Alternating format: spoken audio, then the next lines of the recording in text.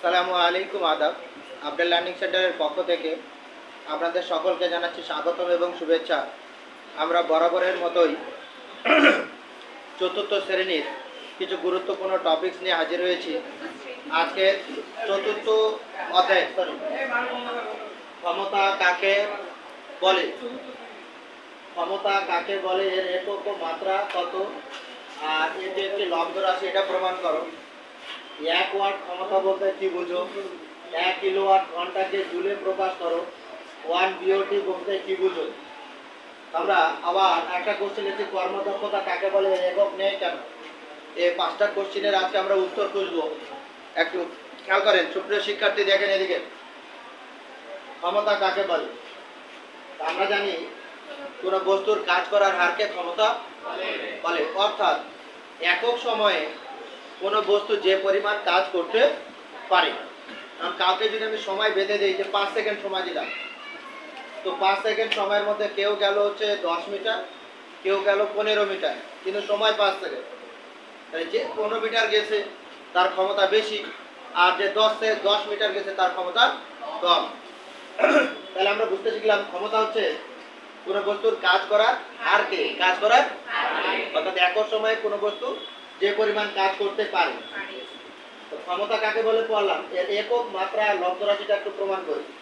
কাজ ইকুয়াল আমরা জানি হচ্ছে বল গুণন ত্বরণ, বল ইকুয়াল আমরা জানি ভর গুণন ত্বরণকে ভাঙলে আমরা জানি বেগ বাই সময়।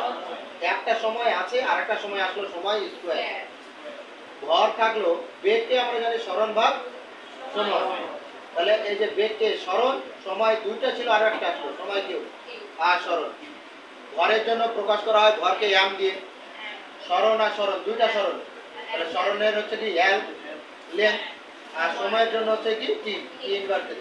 তাহলে এটা হলো ক্ষমতার মাত্রা, ক্ষমতার মাত্রা। এখন ক্ষমতার একক, কোন বহুপদীতে আপনারা দেখবেন ক্ষমতার বিভিন্ন ধরনের একক থাকতে পারে। যেমন এম হচ্ছে ভর, ভরের জন্য ক্ষমতার একক হচ্ছে কেজি। এল হচ্ছে মিটার, তাহলে মিটার স্কয়ার। টি হচ্ছে সেকেন্ড, তাহলে সেকেন্ড ইনভার্স কত 3। এটাও একটা ক্ষমতার একক, ক্ষমতার বহুপদীতে থাকতে পারে, কেউ ভুল দিতে পারবে না ক্ষমতার একক। আরটা বলি, কাজ ইকুয়াল হচ্ছে কাজ, কাজের একক হচ্ছে কি জুল। তাহলে কাজের একক হচ্ছে জুল আর সময়ের একক হচ্ছে সেকেন্ড। তাহলে জুল পার সেকেন্ড, এটা হচ্ছে ক্ষমতার একটা একক। আরো একটা যদি বলি, ক্ষমতার যে জেনারেল এককটা সেটা হচ্ছে ওয়াট। কি বলেন তো? ওয়াট। তাহলে আমরা এখানে ক্ষমতার কয়টা একক খুঁজে পেলাম? 3টা একক। কয়টা একক বলেন? তাহলে K G, metre square, second inverse কত 3, জুল পার সেকেন্ড আর ওয়াট, 3টা একক। এরপরের প্রশ্নে, ক্ষমতা একটি লব্ধ রাশি।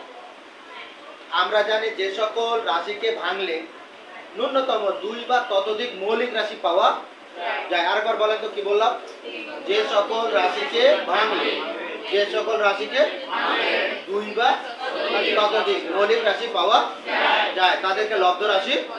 এখন যখন ক্ষমতাকে আমরা ভেঙে ফেলেছি, ভর, সরণ, সময়, 3টা মৌলিক রাশি পেয়েছি।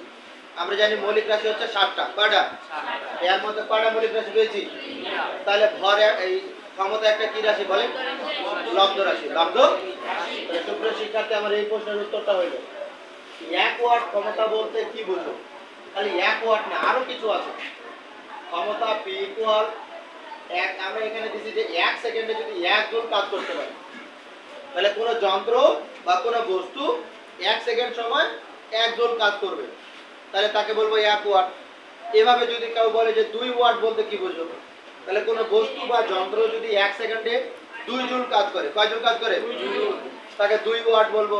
এভাবে 5 ওয়াট, 10 ওয়াট, 100 ওয়াট সবগুলো সংজ্ঞায় দেওয়া যাবে বলতে কি বুঝো। দেন আমরা পরের কোশ্চেনে আসি। 1 কিলোওয়াট ঘন্টাকে জুলে প্রকাশ করো। সুপ্রিয় শিক্ষার্থী, আমরা লিখে ফেলেছি 1 কিলোওয়াট ঘন্টা। 1 কিলোওয়াট ঘন্টাকে আমরা জুলে প্রকাশ করব।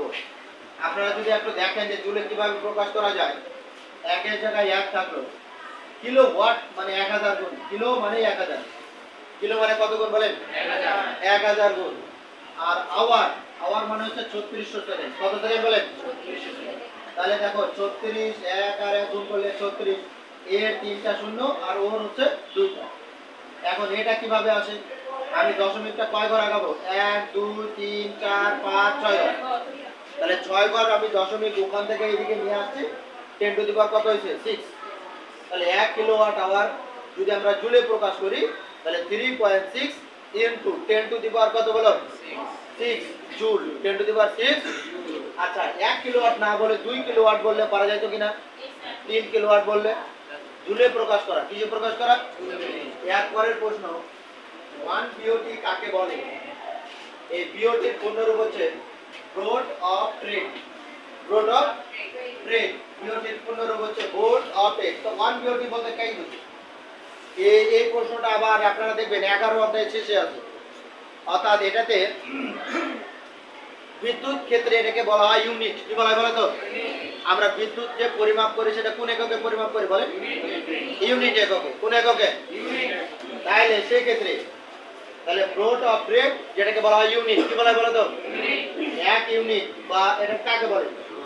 1 কিলোওয়াট ক্ষমতা সম্পন্ন কোনো যন্ত্র 1 ঘন্টা ধরে চলবে। মানে যে যন্ত্রটা চলবে তার ক্ষমতা হবে 1 কিলোওয়াট। এই যন্ত্রটা যদি 1 ঘন্টা চলে, কয় ঘন্টা চলে? 1 ঘন্টা। তাহলে যে পরিমাণ শক্তির রূপান্তর হয়, যে পরিমাণ শক্তি এরকম হতে পারে যান্ত্রিক শক্তি বিদ্যুৎ শক্তিতে। যান্ত্রিক শক্তি কিছু হয় আপনারা দেখেন যে জেনারেটর দেখছেন, জেনারেটর জেনারেটর কি করে? যন্ত্র ঘোরার ফলে বিদ্যুৎ তৈরি হয় কিনা? তাহলে যান্ত্রিক শক্তি কোন শক্তিতে চলে? আর ওই জেনারেটরের ক্ষমতা যদি হয় 1 কিলোওয়াট, 1 কিলো, তখন ওই রূপান্তরটাকে আমরা বলবো বিওটি। কি বলবো বলো তো? বিওটি। সর্বশেষ একটা কোশ্চেন আছে, সেটা হচ্ছে কর্মদক্ষতা কাকে বলে? কর্মদক্ষতা কাকে বলে যদি এর আমরা সাংকেতিক চিহ্নটা বুঝতে পারি তাহলে আমরা করতে পারবো। কর্মদক্ষতা এর প্রকাশ করা হয় ইটা দিয়ে। Eta equal P dash by P. Eta equal P dash by P into হচ্ছে 100%। কত পার্সেন্ট? 100%। এখান থেকে ও সংজ্ঞা দিয়ে দেব। তাহলে eta equal P dash by P into হচ্ছে কত পার্সেন্ট? তাহলে কর্মদক্ষতা কাকে বলে? কর্মদক্ষতা কাকে বলে? তাহলে কোন বস্তুর এটা হচ্ছে মোট প্রদত্ত ক্ষমতা, লভ্য কার্যকর ক্ষমতা। লভ্য কার্যকর শতকরা অনুপাতকে শতকরা।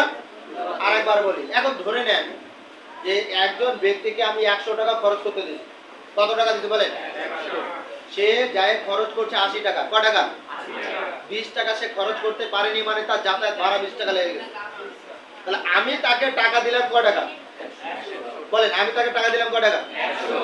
কিন্তু সে আমাকে কয় টাকার খরচ দিল? 80 টাকা। তাহলে আমি তাকে যেটা দিলাম সেটা হচ্ছে প্রদত্ত ক্ষমতা। তা আমাকে বাজার করার ক্ষমতা দিয়ে দিলাম কিন্তু 100 টাকা। সে কিন্তু বাজার করতে কয় টাকা?